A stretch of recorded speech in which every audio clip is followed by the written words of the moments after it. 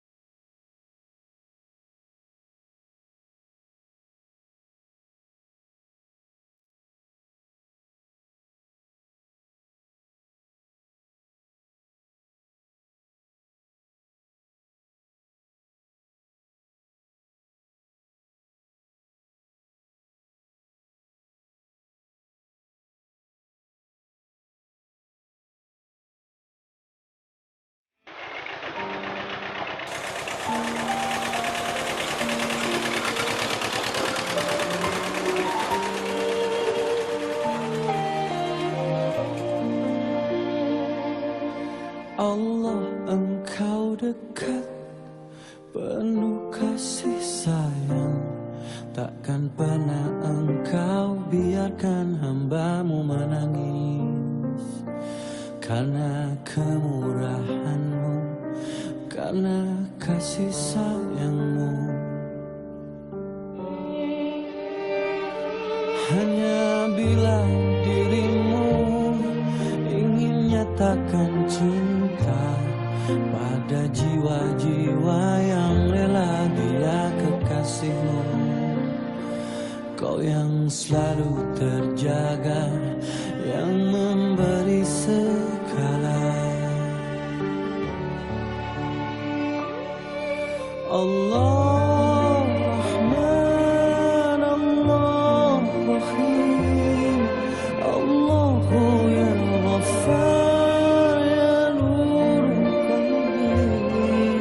Allah Rahman, Allah Rahim. Bismillah walhamdulillah wassalatu wassalamu ala rasulillah. Amma ba'd. Nama saya Naqib bin Ma'nazan, asal Kulim, Kedah.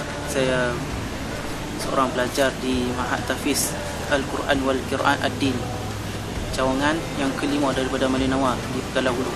Saya sambung ambil diploma di Ma'had Ihsaniyah Simpang 4 Pulau Pinang dalam jurusan diploma Qira'at, dan saya sambung ke Shubra, Mesir. Ku bersujud padamu dan pasrahkan diri di kemahaanmu. Ku berlindung. Ma'had Tahfiz ni Ma'had An-Nuri, beroperasi start pada tahun 2011 ni. Di sini ada 15 orang pelajar, 6 orang sambung di Mesir. Kami terima pelajar-pelajar untuk masuk di Ma'had Tahfiz ini. Syarat dia umur 13 sampai 15, anak yatim atau fakir miskin yang boleh membaca Al-Quran, menulis Jawi dan membaca Jawi, dan ada sikit asal-asal bahasa Arab.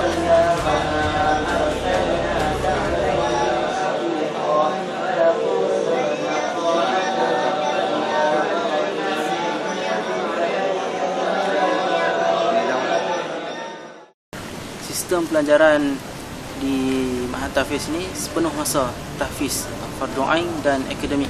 Akademik hanya sekali dalam seminggu. Sistem hafalan Al-Quran tu macam tahfiz-tahfiz yang lain. Malam hafal baru, pagi selepas subuh tasmi' hafalan yang baru.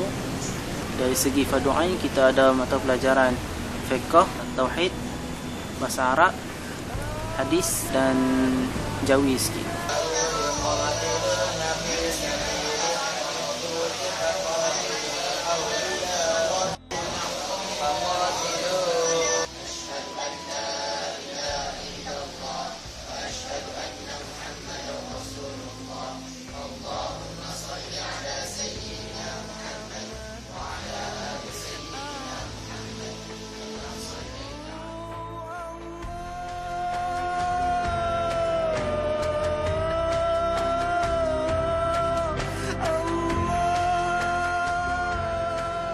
Perasaan memang bersyukur dapat masuk ke sini sebab bukan-bukan nak masuk sini.